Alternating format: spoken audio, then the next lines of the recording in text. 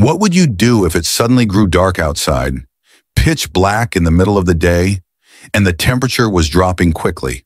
Not much different than nighttime or winter settling in. But what if the sun stopped rising in the morning and there was darkness all day every day?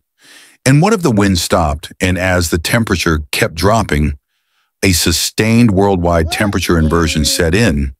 And what if your newscaster announced that the oxygen content of our air was steadily dropping all over the planet?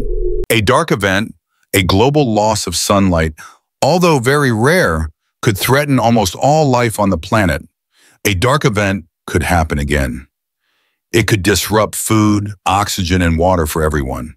The Earth's population would slowly grasp the stark, cold reality of a race against the clock for survival. The Anunnaki likely witnessed many dark events, but humans barely grasp this phenomenon. Spoken of as nuclear and volcanic winters, this is likely the first time dark events are being given a name. So what does ancient history, dark events, and the three major religions have to do with the Anunnaki? I first need to credit Zechariah Sitchin for connecting the dots. He was an intellectual outcast who discovered the Anunnaki's origin and their relation to human origins. He wasn't even remotely prepared for the can of worms he was opening. No human would have been. Connecting history, science, and religion to the Anunnaki brushes against the most powerful religions and institutions on Earth. YouTube videos are easily found showing Zechariah announcing his findings in barely accommodating forms. However, Sitchin did find the golden key. The Anunnaki were extraterrestrial, coming from a planet known as Nibiru. Human history stems from Nibiru and the Anunnaki. The Anunnaki are apparently the source of the oldest known writings originating in ancient Sumer. The name Anunnaki means those who from heaven to earth came. The genetic breadcrumbs leading back to the Anunnaki fell from Adam all the way down to Isaac and Ishmael. From Isaac's lineage came Judaism and Christianity. From Ishmael descended Muhammad and Islam. Thus, Christianity, Judaism, and Islam, and likely most other religions in human history, receive unexpected exposure from Jeremiah's work. To be clear, he didn't invalidate any person or religion. He did discover an extremely ancient history and otherworldly connections. He announced his work as fiction, as do I, to avoid incensing others. Sitchin described the planets Tiamat and Nibiru colliding in a Nibiru crossing or flyby.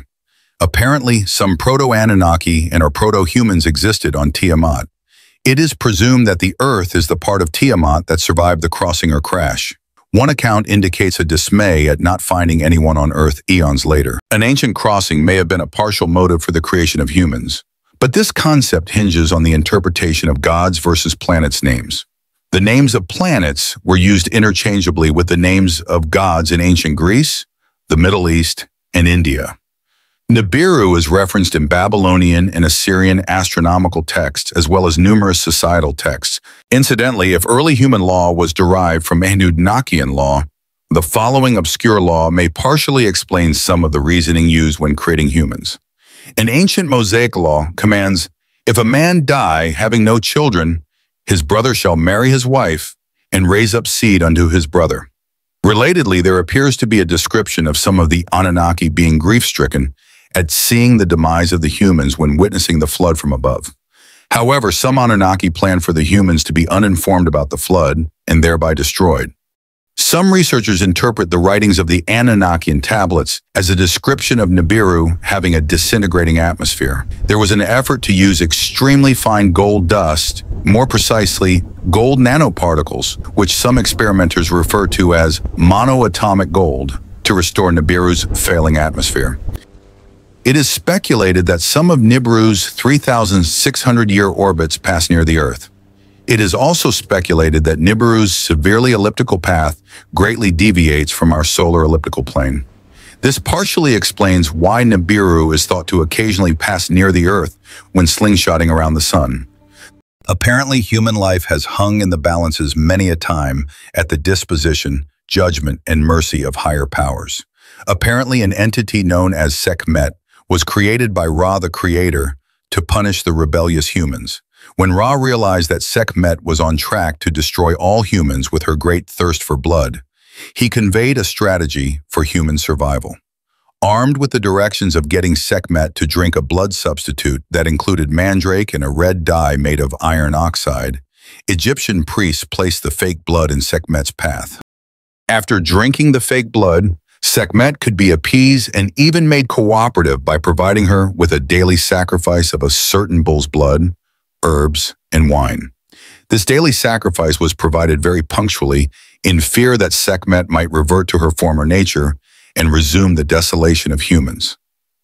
In a much later period of Egyptian history, the Hebrews would eventually be instructed to sacrifice a sheep and put lamb's blood on their doorposts to dissuade the coming destroyer as it passed over. Later, a prophet predicted that when the daily sacrifice was stopped, the end would come. It is likely that higher powers have always reserved the right to administer the fate and destiny of mankind. The Kolbrin Bible refers to an entity or orbital body called the destroyer, which is interpreted by many to be Nibiru. That source predicts that the destroyer will return in the future. Because of this obscure accounting of a possible dark event, some conclude that one of Nibiru's flybys was a precursor to what was known as the Deluge or Great Flood. In one Kolbrin Bible that surfaced in New Zealand in the 1990s, a giant celestial body's arrival is referenced to as the destroyer. The destroyer was credited with firestorms, earthquakes, and massive floods. The book told of rising seas, earthquakes, environmental collapse, and plagues. It described an awesome sight, the destroyer riding on a great black rolling cloud. It described this event as the wrath of the Lord. It related that the moon and stars were moved out of place and that the rivers changed courses. It proclaimed that a great smoke and fire belched forth over the land. It called the smoke of destruction. In the 6th chapter of Revelations, it was written, "And I beheld when he had opened the 6th seal, and lo, there was a great earthquake. And the sun became black as sackcloth of hair, and the moon became as blood. And the stars of heaven fell into the earth, even as a fig tree casteth her untimely figs, when she is shaken of a mighty wind. And the heaven departed as a scroll when it is rolled together." A Mayan prophecy predicts that when the last days draw near, fiery rain and floods would occur. Another part of that prophecy predicts that the sun would go out and all people would start dying. During recent dark events, the human population wasn't nearly as large as it is now, and the amount of pollution that was being put into the air was not even comparable to what it is being discharged now. So a major drop in photosynthesis may result in a major drop in both air quality and oxygen levels within months. There are different levels of severity for dark events. The recent dark events on this planet were relatively mild and survivable. A dark event that is mild can slow basic life processes, but a severe dark event can threaten the survival of almost all species on this planet, including humans. If we go way back in history, say 50 million years ago, there were several volcanic eruptions that undoubtedly created dark events, and one of them wiped out about 95% of all creatures on the planet. The Mount Toba eruption reduced the human population to between 3,000 and 10,000 about 74,000 years ago. One triggering phenomena for a dark event is the nuclear winter that can immediately follow a nuclear war. A nuclear winter results from fallout, ash, aerosols, and soot ejected into the atmosphere during and after a nuclear blast. Nuclear blasts can create firestorms and dust clouds that devastate crops and empty the world's food baskets. The loss of up to 90% of our food production may end up being the largest threat from a nuclear winter dark event. The current consensus is that the dark event following a nuclear winter can last up to 1 decade. Another triggering phenomena for a dark event is the upheaval from a small to medium-sized meteor strike.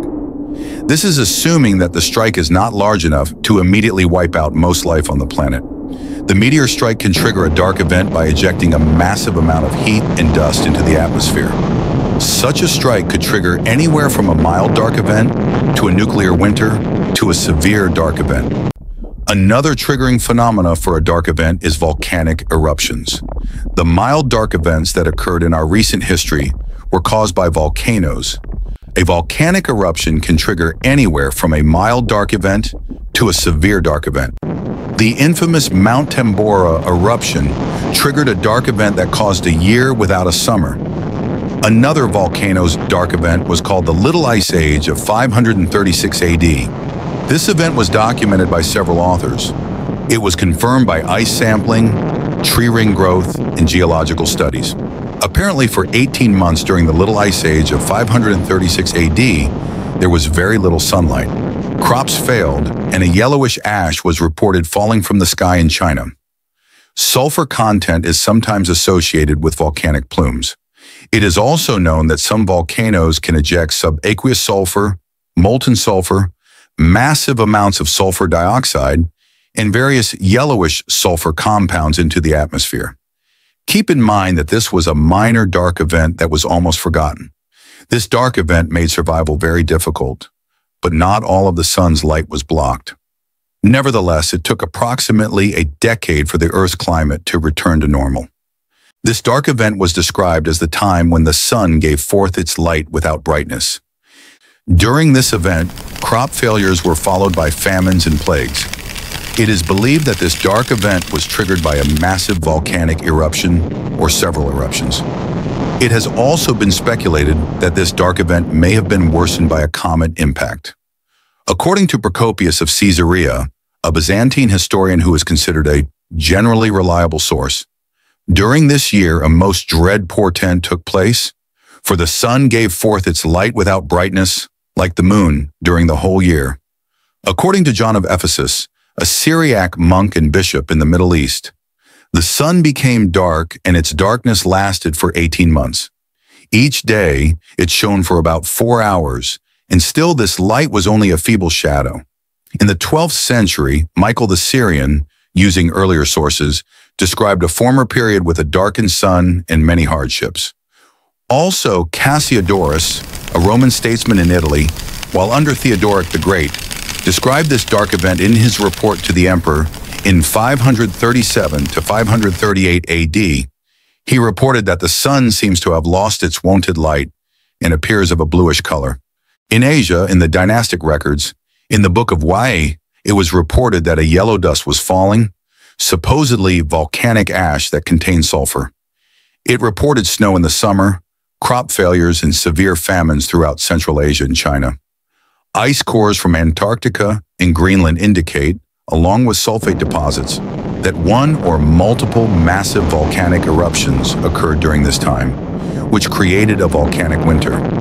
Several ice cores point to a significant atmospheric disturbance that dates to about 536 and 540 AD. Also, tree ring data from several northern countries indicate there was a sharp drop in tree growth during the years 536 AD to 545 AD. If you take into consideration that this was a mild dark event having a little sunlight, it is concerning that it significantly affected photosynthesis in the Earth's weather for almost a decade. It has been noted that satellites have been staying up in orbit longer than expected, which contributes to the increasing problem of having an increasing amount of junk, mostly outdated satellites, orbiting the Earth. But because there are now less air molecules reaching up to where the space junk orbits, there is nothing to slow the junk down and make it fall out of orbit. This loss of air molecules, the thinning of the Earth's atmosphere, infers that the Earth's biosphere, which is only about 1/1000th of the planet's radius, is in continual flux regardless of dark event scenarios. Even though we've had thousands of years of a somewhat stable biosphere, we likely should not take this stability for granted. There are likely more phenomena that can trigger a dark event. Also, there is a very wide range of severity and durations for dark events. The possibility that a dark event will occur is more than fanciful speculation. Because dark events have already occurred, it is a reasonable assumption that one will occur again. There is a synergy between the three major triggers for a dark event. One synergistic element is the albedo effect. The albedo effect causes what is known as a positive feedback loop. A positive feedback loop typically results in a rapid spike in energy, like a sudden rise in heat or electricity. The albedo effect describes the dark surface areas being exposed by melting ice and snow, which absorb more heat from the sun. This causes the ice or snow to melt even faster, another positive feedback loop. The melting and heating may continually gain speed until they are in a runaway situation.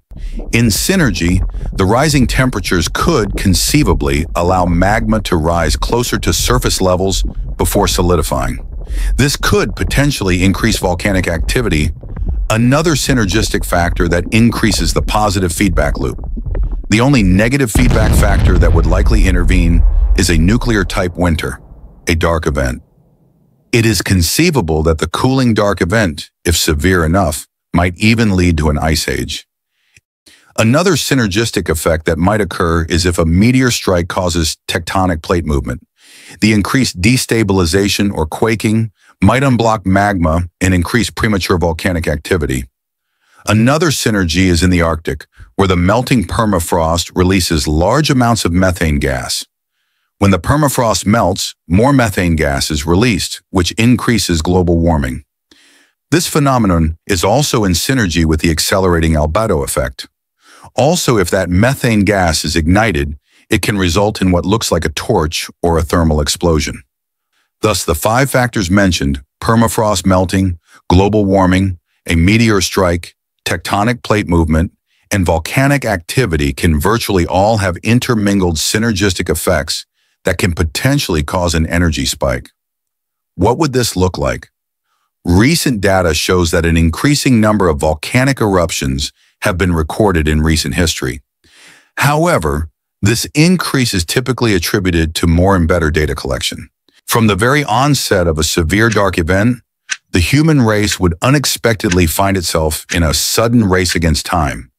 There would not be time to design or research environmental solutions because oxygen depletion would likely begin to increase soon after the sunlight was cut off. The clock would be ticking against human survival until the first greenhouse crops were ready for harvesting. The sudden, voracious necessity for a rapid transformation of energy adaptation and distribution would intensify rapidly. Having developed plans for mobilization before a dark event occurs may ultimately determine human survival. With no plan, hysteria and anarchy could defeat transformation at the most critical juncture. Lakes and running water from rivers would be among the first resources to degrade. Next, the water in aquifers would become overused. Mass water recycling and desalination may become essential. However, if there were an extended event where the Earth's atmosphere was severely altered, say, for centuries, millennia, or even longer, would there be a geological, fossil, or biological marker indicating the event had occurred? If the Earth lost its weather, or lost a major portion of its atmosphere, or had the chemistry of its atmosphere altered for an extended period of time, would the physical record be discernible? The chemical processes that cause petrification and the formation of patina on rocks depend on a somewhat consistent chemical composition of Earth's atmosphere. But what if the percentage of carbon dioxide and/or humidity was altered for an extended period? Would there be any discernible petrification or patina growth showing the passage of time? What if there was an extended interruption of Earth's climate and weather patterns that support the forming of ice, snow, and tree ring growth? Would there be any indication of that event, let alone its length or severity? Thus, dark events are not only hard to predict, but may be virtually undetectable in our ancient past. What if an extended dark event caused circumstances equating to a metaphorical vapor locking of our atmosphere's chemistry or humidity? It is conceivable that the dark event might last decades, centuries, even millennia, and leave no indication except a few discrepancies in carbon dating. Perhaps the only indication of previous dark events are unexplained monuments, monoliths, and carbon-dated artifacts. Do we have large gaps in our accounting of the Earth's far ancient history?